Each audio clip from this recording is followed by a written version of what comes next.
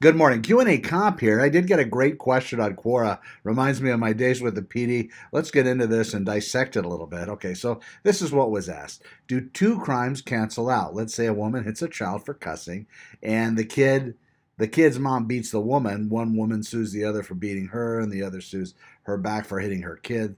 They both did crimes against each other, so are the penalties doled?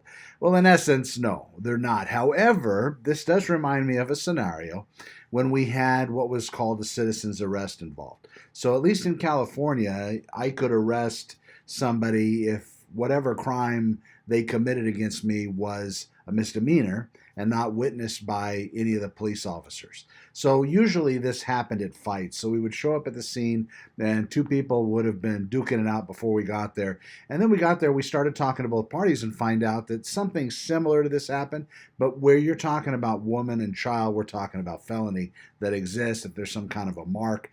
And also depending on any kind of a history the mom might have had. So if the kid cusses and she smacks him, then if there's a mark there, or if the police officers determine that she went further than she should have, and that's the key, then in that particular case, we're talking a felony. So any doling anything out doesn't work in that scenario.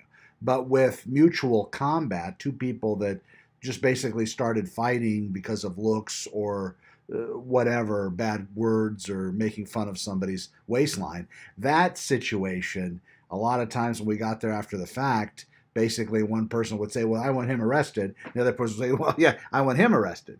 And then we talk to both parties, and then at the very end, they don't want to go to jail. So then they say, well, actually, we don't want to arrest anybody anymore. That's it. Done. Q&A cop. Thanks so much for asking. Good question. Take care.